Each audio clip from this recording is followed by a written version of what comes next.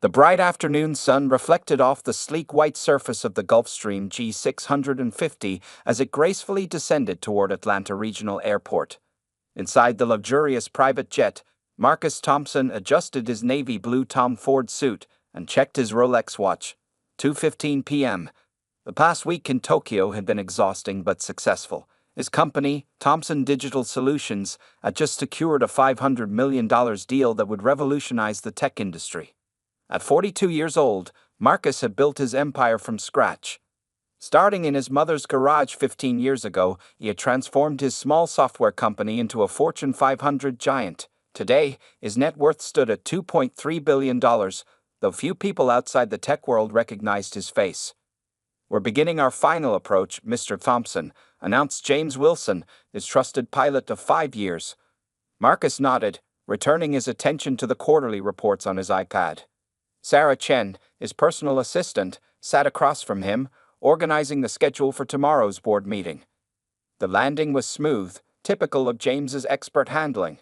Through the window, Marcus could see the smaller private jets parked nearby. His Gulfstream, worth $65 million, stood out among them like a swan among ducks. The flight crew began their usual post-landing procedures as the jet taxied to its designated spot. "Home sweet home," Marcus said with a slight smile, gathering his belongings. He had missed Atlanta, despite the success of his international trip.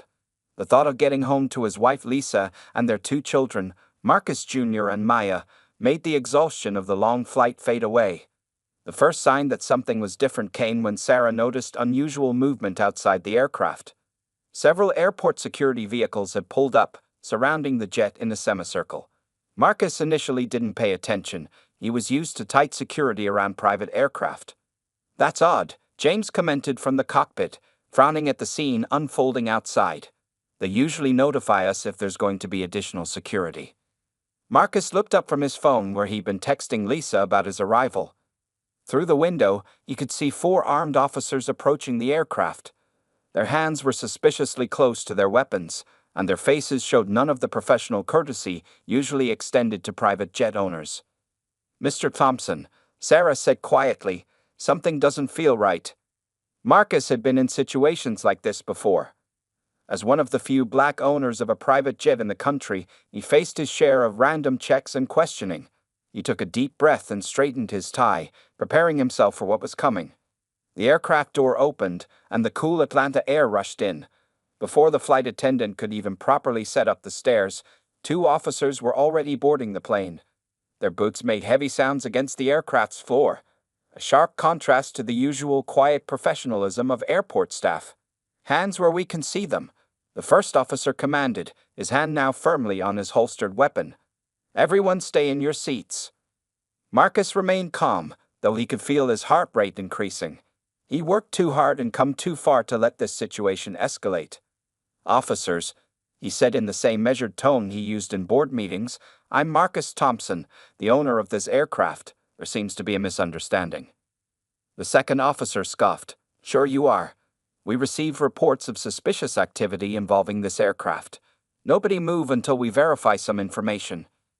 Sarah started to speak up, but Marcus gave her a subtle shake of his head. He learned long ago that in these situations, having a white woman defend him often made things worse, not better. Instead, he slowly reached for his briefcase where he kept his pilot's license, aircraft registration, and company ID. "Sir, stop moving," the first officer barked, his hand now gripping his weapon more tightly. Outside the jet, more security vehicles had arrived. The late afternoon sun cast long shadows across the tarmac as a scene that would soon make national headlines began to unfold. Marcus Thompson, the tech billionaire who had just closed one of the biggest deals in his company's history, sat perfectly still in his own private jet, hands raised, watching as years of success and achievement were reduced to nothing more than the color of his skin. The real question was, how would he handle what came next? The tension inside the private jet grew thicker with each passing second. Marcus Thompson kept his hands visible on the armrests of his leather seat, his years of business experience helping him maintain a composed exterior despite the chaos unfolding around him. The 2 officers had now been joined by 2 more, all of them treating the luxury aircraft like a crime scene. "Step away from the seat, nice and slow, ordered Officer Jenkins, who had taken charge of the situation. His nameplate caught the cabin's soft lighting as he moved forward, his hand still resting on his weapon. Marcus complied, standing with the same dignity he carried in corporate boardrooms. "My wallet and identification are in my right jacket pocket," Marcus said calmly. "May I reach for them?" The response was immediate and harsh. "Keep your hands where they are," barked the second officer, Miller, moving closer. "We'll get to that in a minute." Sarah Chen, watching helplessly from her seat, couldn't stay quiet any longer. "This is ridiculous. Do you have any idea who he is?" Her voice shook with a mixture of anger and disbelief. "That's Marcus Thompson, the CDO of Thompson Digital Solutions." Officer Jenkins barely glanced at her. "Ma'am, please remain silent or you'll be detained as well." His tone suggested he believed she might be involved in whatever crime they suspected. James Wilson, the pilot, tried to intervene from the cockpit doorway. "Officers, I can verify everything. I've been Mr. Thompson's pilot for 5 years. All our documentation is in order, and I can show you." "Stay in the cockpit," another officer commanded, cutting him off. "Nobody moves until we sort this out." Marcus watched as they began searching his private jet. They rifled through his briefcase, spilling important contracts worth millions onto the floor. His laptop was roughly handled, and his phone was confiscated. The $65 million aircraft, his pride and joy, was being treated like a drug runner's smuggling vessel. "Sir," Marcus tried again, his voice steady but firm, "I can explain everything if you'll just allow me to show you my identification.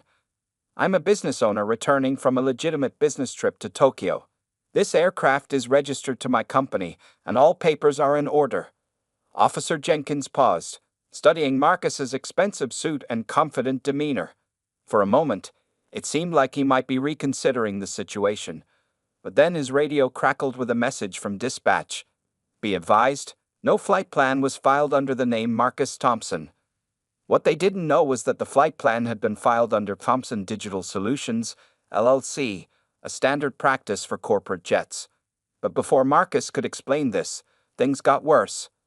"Check everything," Officer Miller commanded. "Every compartment, every bag. Something's not right here." His prejudice was barely concealed in his tone and actions. The flight attendant, Jessica Parker, stood trembling near the galley. "I've worked for Mr. Thompson for 3 years, she said quietly. "He's exactly who he says he is." The officers ignored her, continuing their search. They pulled out Marcus's gifts for his children, an authentic samurai sword replica for Marcus Jr., and a traditional Japanese doll for Maya, both properly declared and documented. These items were tossed aside like contraband. Sarah watched in horror as she saw Marcus's jaw tighten, the only visible sign of his growing frustration. She had seen that look before, usually when dealing with difficult board members or hostile takeover attempts. But this was different. This wasn't business. This was personal. "Last chance," Officer Jenkins said, moving closer to Marcus. "Want to tell us how you really got this jet?" Marcus straightened to his full height of 6 feet 2 inches, his presence filling the cabin despite his raised hands. "Officer," he said, his voice carrying the weight of every board meeting, every business deal, and every obstacle he'd overcome, "I built a technology empire from nothing. I employed thousands of people. I paid for this jet with success that I earned. And right now, you're making a mistake that's going to cost your department dearly." The words hung in the air like storm clouds. Outside, the sun had shifted, casting long shadows across the tarmac where more police vehicles were arriving. Airport workers had begun to gather, some with phones raised, recording everything. Nobody inside the jet knew it yet, but this confrontation was about to become much bigger than any of them imagined. The real question was, who would make the next move, and what would it cost them all? The situation on Marcus Thompson's private jet had reached a boiling point. Through the windows, the late afternoon sun cast an orange glow across the cabin, illuminating a scene that was spinning rapidly out of control. More police cars had arrived, their flashing lights creating a circus-like atmosphere on the tarmac. "Get on your knees," Officer Jenkins suddenly commanded, his patience visibly wearing thin.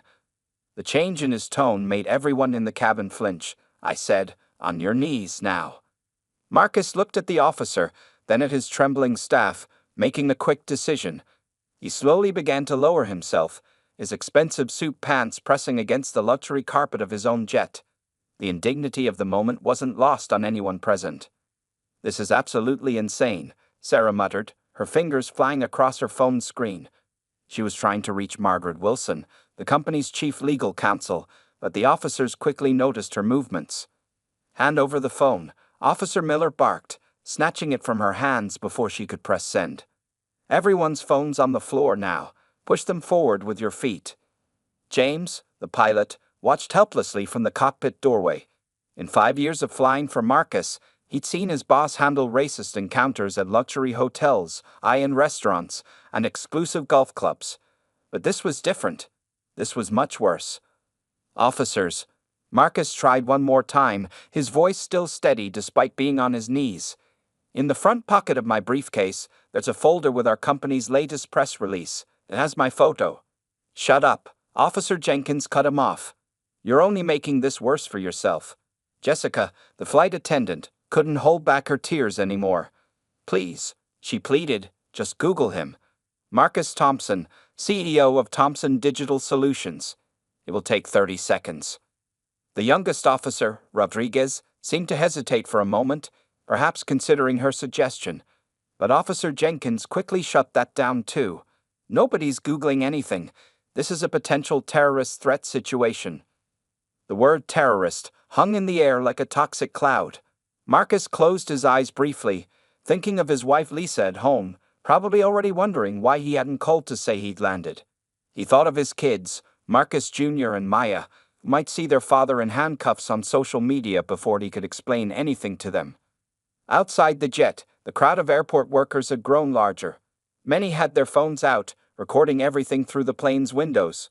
Some recognized Marcus from local business news and were shouting protests at the officers, but their voices couldn't penetrate the aircraft's soundproof cabin. "That's it," Officer Jenkins announced, pulling out his handcuffs. "Marcus Thompson, or whatever your real name is, you're under arrest for suspected aircraft theft, possible terrorist activities, and resisting arrest." "Resisting arrest?" Sarah exploded, jumping to her feet. "He hasn't resisted anything." "Ma'am, sit down." Multiple officers pointed their weapons at her, causing her to sink back into her seat, shaking. As Officer Jenkins approached with the handcuffs, Marcus spoke one last time, his voice carrying the weight of every barrier he'd broken to reach his position in life. "Officer, I'm going to comply with everything you say, but I want you to remember this moment. Remember my face, because in about an hour, you're going to realize you've made the biggest mistake of your career." The handcuffs clicked shut around Marcus's wrists, the cold metal a stark contrast to the warm wood and leather interior of his $65 million aircraft.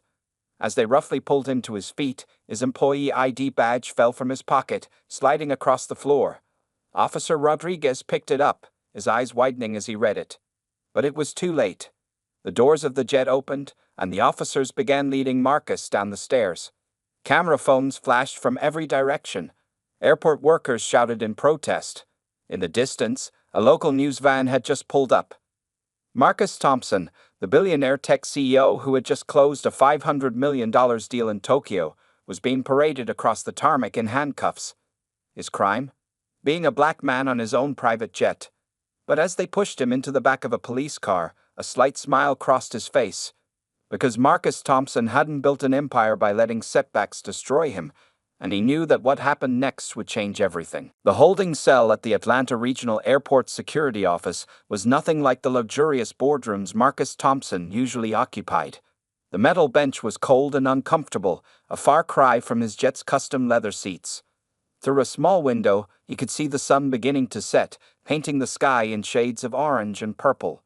Officer Jenkins sat at his desk outside the cell, filling out paperwork with an increasingly nervous expression. The young officer Rodriguez kept glancing between his phone screen and Marcus, his face growing paler with each look. Something was clearly wrong, but pride kept the officers from admitting it. "Sir," Rodriguez said quietly to Jenkins, "we might have a serious problem here." He turned his phone screen toward his superior officer, showing a breaking news headline. "Tech billionaire Marcus Thompson allegedly detained at Atlanta Airport." Jenkins brushed it off, though sweat had begun to form on his forehead. Stick to the protocol. We need to verify everything. Meanwhile, in the airport's main terminal, chaos was unfolding. Sarah Chen had finally reached Margaret Wilson, the company's chief legal counsel. Margaret's voice boomed through Sarah's phone speaker, now returned to her after multiple demands. What do you mean they arrested him? Margaret's voice was sharp with disbelief and anger. On his own jet? Sarah paced the terminal, her high heels clicking against the floor. They won't listen to anyone. They treated him like a criminal, Margaret. It's all over social media already. Indeed, the videos taken by airport workers were spreading like wildfire across every platform. Hashtag Free Marcus Thompson was trending nationwide. Major news networks had picked up the story, and reporters were already swarming the airport. Back in the security office, Marcus sat quietly, his expensive suit wrinkled from the rough handling. He refused to say another word without his lawyer present, but his mind was racing with plans. This wasn't just about him anymore. This was about every black person who'd ever been profiled, doubted, or stopped for simply existing in a space others didn't expect them to be in. The door burst open, and Lisa Thompson strode in, her presence commanding instant attention. Behind her came two lawyers from the company's legal team. Lisa's eyes found her husband in the cell, and her expression shifted from worry to controlled fury. "Marcus," she said softly, then turned to the officers. "I suggest you release my husband immediately before this situation gets even worse for your department." Officer Jenkins stood up, trying to maintain authority. "Ma'am, we're following standard procedures for suspected." "Suspected what?" Lisa cut him off. "Being successful while black. My husband's face is on the cover of Forbes magazine this month. His company employs half this city. That's his private jet you searched without a warrant." The atmosphere in the room grew thick with tension. Outside, camera crews had gathered, their lights visible through the office windows. The story was exploding across every news channel. Marcus watched the scene unfold with practiced calm. He built his tech empire by staying level-headed in crisis situations. Even now, handcuffed in a holding cell, his mind was working on turning this disaster into an opportunity for change. Officer Rodriguez approached Jenkins's desk again, this time holding a printed copy of an article. "Sir, it's confirmed. He's really who he says he is. Thompson Digital Solutions is a $50 billion company. They're building that new tech campus downtown." The realization of their massive mistake finally seemed to hit Officer Jenkins. His face turned ashen as he looked at the holding cell where they placed one of the most influential business leaders in the country. "Release him," Jenkins mumbled, grabbing the keys. "Now." As the cell door opened, Marcus stood slowly, his dignity intact despite everything. Lisa rushed to his side as the handcuffs were removed, checking him for any injuries. "Mr. Thompson," Jenkins started, "we deeply regret." "Save it," Marcus said quietly, straightening his suit jacket. "Your apology isn't going to fix this, but maybe what happens next will help prevent it from happening to someone else." As Marcus walked out of the security office with his wife and lawyers, he was met by a wall of camera flashes and shouting reporters. The sun had fully set now, but the day's events had only begun to unfold. In his mind, Marcus was already forming a plan, one that would turn this humiliating incident into a catalyst for real change. Sometimes, the biggest victories come from the worst defeats, and Marcus Thompson knew exactly how to win. The next morning, the Atlanta Regional Airport buzzed with an energy unlike anything it had seen before. Airport Director Charles Richardson rushed through the terminal, his tie slightly crooked and dark circles under his eyes showing he hadn't slept all night. As head of airport operations, this crisis had landed squarely on his shoulders. "How did this happen?" he muttered, clutching a stack of newspapers.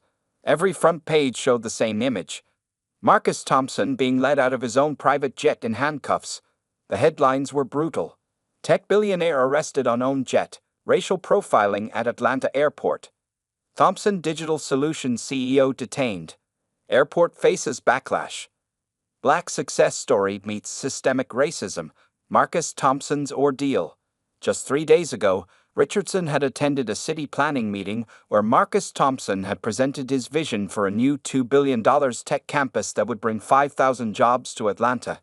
He'd shaken the man's hand, praised his vision, and now, this. Sarah Chen sat in the airport's main conference room, surrounded by Thomson Digital Solutions' executive team. They'd been there since 6 a.m., managing the crisis. Phones rang constantly as reporters, business partners, and civil rights leaders all demanded statements. "Mr. Thompson is ready," Sarah announced, looking at her tablet. The team turned to the large screen on the wall where Marcus appeared via video call from his home office. Despite everything, he looked composed in a fresh gray suit, though the strain of yesterday's events showed in his eyes. "Good morning," Marcus began, his voice steady. "Before we discuss our response, I want to make something clear. This isn't just about me. Yesterday, I was a billionaire CEO who could afford the best lawyers in the country. But what about the thousands of others who face this kind of treatment without those resources?" The room fell silent. Even the phone seemed to stop ringing for a moment. Meanwhile, in the airport security office, Officer Jenkins and his team faced their own crisis. Internal affairs investigators filled the room, reviewing body camera footage and taking statements. The young officer Rodriguez sat apart from the others, having already provided a written statement that contradicted his superior's version of events. "I tried to tell them," Rodriguez explained to the investigators. "I recognized Mr. Thompson from a tech conference last month. But by then, things had gone too far."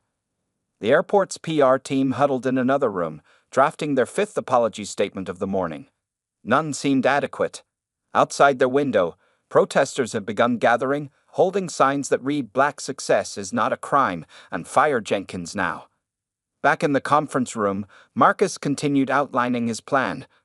"We're not filing a lawsuit," he announced, surprising everyone. "But sir," Margaret Wilson, the legal counsel, interrupted. "The civil rights violations alone." Marcus held up his hand. "Instead, we're going to do something more impactful." He pressed a button, and a presentation appeared on screen. "The Thompson Foundation for Equal Justice. We're going to turn this incident into real change."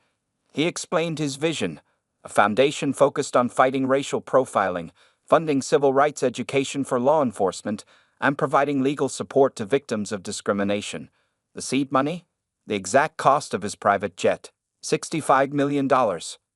Sometimes, Marcus said, success isn't about winning a fight, it's about changing the game entirely. The door opened, and Airport Director Richardson entered the room, looking nervous but determined. The room tensed, but Marcus's expression remained neutral on the screen. "Mr. Thompson," Richardson began, his voice shaking slightly. "On behalf of the entire airport authority, I want to—" "Charles," Marcus interrupted gently, "save the apology. Instead, I want you to be the first to partner with our new foundation. The Atlanta Regional Airport can help set an example for airports nationwide." Richardson blinked in surprise, then nodded slowly as he understood. This was why Marcus Thompson was a billionaire. He didn't just solve problems, he transformed them into opportunities. As the sun climbed higher over Atlanta, the story began to shift. News tickers that had announced "CEO wrongfully arrested" now read "Thompson launches $65 million Foundation for Equal Justice." Sometimes the worst moments lead to the best opportunities.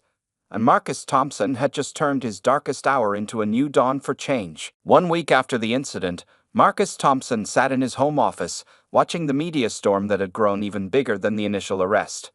His 85-inch wall screen displayed 6 different news channels, all talking about him. His phone hadn't stopped buzzing with notifications since 5 a.m. "Dad." Marcus Jr. stood in the doorway, holding his tablet. "They're talking about you in my history class now." The 12-year-old boy looked confused and proud at the same time. "My teacher said you're making history." Marcus gestured for his son to come closer. "Sometimes, buddy, life gives you a chance to turn something bad into something good." He pulled up a video on his computer screen showing construction crews at the airport. They were installing new training facilities where all airport staff would undergo bias awareness programs. Sarah Chen entered the office, carrying a thick stack of papers. "Sir, you've received over 3,000 letters from people sharing similar stories. And look at these." She handed him printouts of social media posts. The hashtag Thompson Foundation had been trending for 5 straight days. "How many job applications came in?" Marcus asked, scrolling through his tablet. "Over 10,000, Sarah replied. "Everyone wants to work for the foundation. Oh, and Ellen DeGeneres called again. So did Oprah. Marcus shook his head with a slight smile. The incident had sparked something much bigger than himself. Major companies were calling to partner with the Thompson Foundation. Airlines were reviewing their security protocols. Police departments across the country were requesting his new training program. In another part of town, Officer Jenkins sat in his living room, watching the same news coverage. His wife placed a comforting hand on his shoulder as his face appeared on screen again. The department had suspended him pending investigation, but surprisingly, Marcus Thompson had requested he not be fired. Instead, Jenkins had received an unexpected letter from Thompson Digital Solutions. It wasn't a lawsuit as he feared, but an invitation. The letter asked him to join the Foundation's advisory board to share his perspective and help create better training programs. Back at the airport, things were changing rapidly. Director Richardson had embraced the transformation fully. New signs hung in the security areas. Respect first. Question later. Security officers were attending daily workshops led by civil rights experts. Marcus's private jet still sat in its hangar, but now it had become something of a symbol. Airport workers took selfies in front of it. Travel magazines wanted to do photo shoots with it. One artist even proposed painting it with messages of unity and justice. Mr. Thompson, Sarah interrupted his thoughts. The numbers just came in. Our stock price is up 25% since the incident. The public response to how you handled everything, it's unprecedented. Marcus nodded, but his mind was elsewhere. He opened his desk drawer and pulled out the handcuffs that had bound his wrists that day. The police department had sent them to him as a gesture of apology. He planned to display them in the Foundation's future museum, alongside stories of change and progress. Maya, his 10-year-old daughter, peeked into the office. "Daddy, my friends at school said you're a superhero now." She grinned, showing her missing front tooth. "Not a superhero, sweetheart," Marcus replied, pulling her into a hug. "Just someone trying to make things better." Lisa Thompson entered last, dressed for a board meeting. "The Foundation's first youth leadership conference is fully booked," she announced. 5,000 students from across the country. And guess who volunteered to speak? "Who?" Marcus asked, genuinely curious. "Officer Rodriguez," Lisa smiled. "He wants to share his perspective on the importance of speaking up." Marcus leaned back in his chair, taking in everything. His wrongful arrest had become a catalyst for real change. Companies were revising their policies. Schools were adding new curriculum. Police departments were transforming their training. The handcuffs that had bound him now served a different purpose, not as a symbol of oppression, but as a reminder that progress often comes from pain. The Foundation would ensure that his experience helped prevent others from facing similar situations. As the sun set over Atlanta, Marcus Thompson picked up his phone to finally accept one of the many interview requests. Not to tell his story of injustice, but to share his vision of hope.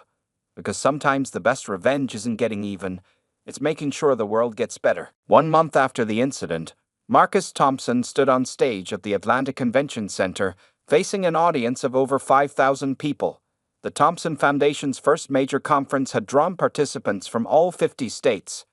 Police officers sat next to civil rights activists. Airport security personnel shared rows with corporate executives. Even Officer Jenkins was there, seated in the front row. "A month ago, I was in handcuffs," Marcus began, his voice carrying through the massive hall. "Today, I'm standing here with some amazing news.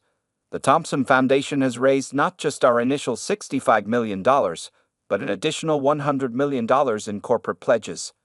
The audience erupted in applause. Among them, Sarah Chen wiped away tears. She remembered the humiliation of that day on the jet, but now she was watching it transform into something powerful. "But this isn't about money," Marcus continued, clicking to the next slide. "This is about action. Today, we're launching 3 major initiatives." He outlined them one by one. First, the Clear Skies program would provide bias training to every major airport in America. Second, the Future Leaders Scholarship would send 1,000 minority students to college each year. Third, the Bridge the Gap project would create community centers in underserved neighborhoods, focusing on technology education and job training. In the audience, Officer Rodriguez sat next to his former supervisor, Jenkins. Both men wore civilian clothes now. Jenkins had accepted a position as the Foundation's law enforcement liaison, while Rodriguez had become a youth mentor in the program. The easy path would have been anger, Marcus said, pacing the stage. The easy path would have been lawsuits and demands for firing everyone involved. But easy paths rarely lead to real change. The screens behind him showed photos of the Foundation's first month of work. Airport security officers attending cultural sensitivity workshops. High school students learning coding at the new tech centers. Police departments implementing new training protocols. Lisa Thompson watched from the side of the stage, proud tears in her eyes.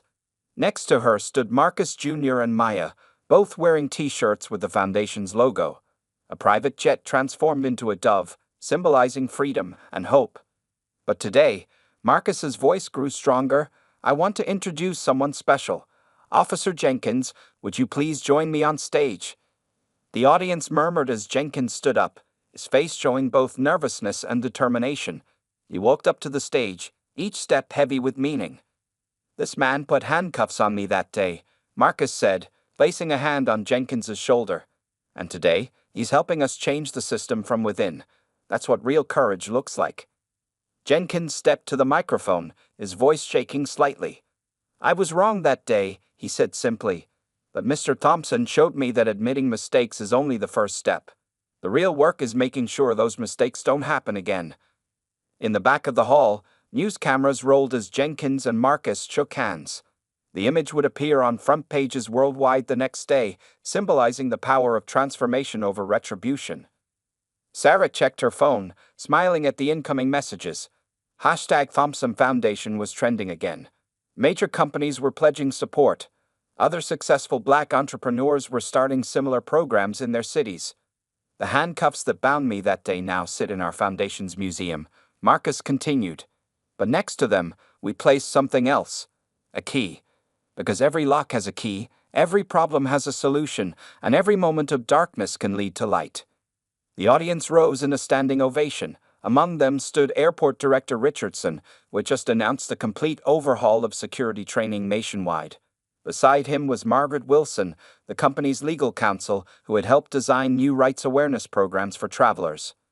As Marcus looked out over the crowd, he saw not just supporters, but partners in change. His children watched from the side, learning that success wasn't just about making money. It was about making a difference. We're just getting started, Marcus concluded, his voice full of determination. Because sometimes the worst moments in our lives become the foundation for the best changes in our world. The applause thundered through the convention center, but Marcus was already thinking ahead. This wasn't just a response to one incident. This was the beginning of a movement. And movements, like the best businesses, were built to last. 6 months after the incident, Marcus Thompson's private jet touched down at Atlanta Regional Airport once again. This time, everything was different. The airport gleamed with new signs promoting equality and respect. Security officers wore badges with the Thompson Foundation's logo, a reminder of their enhanced training. As Marcus stepped off his jet, he was greeted not by suspicious officers, but by a welcoming committee.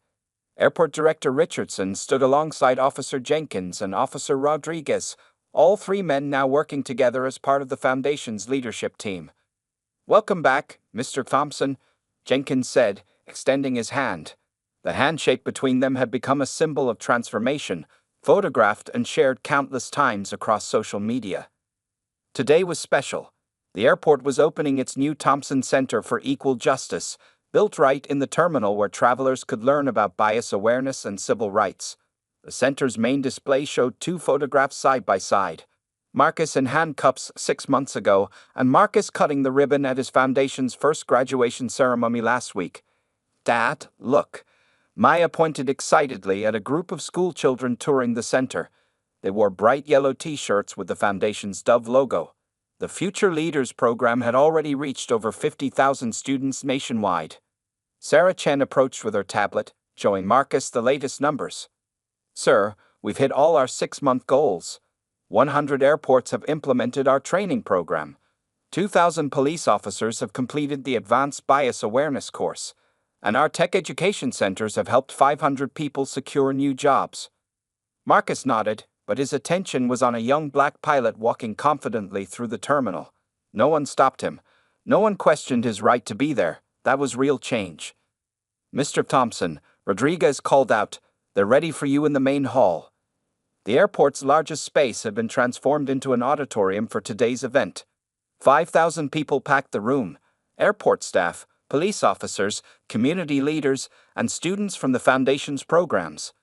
Lisa Thompson sat in the front row with Marcus Jr., who was recording everything for his school project titled How My Dad Changed America. Marcus took the stage, remembering how different things had felt 6 months ago. "When I was detained on my jet," he began, "I had two choices. I could let anger consume me, or I could channel that energy into change. Today, we're seeing the results of choosing change."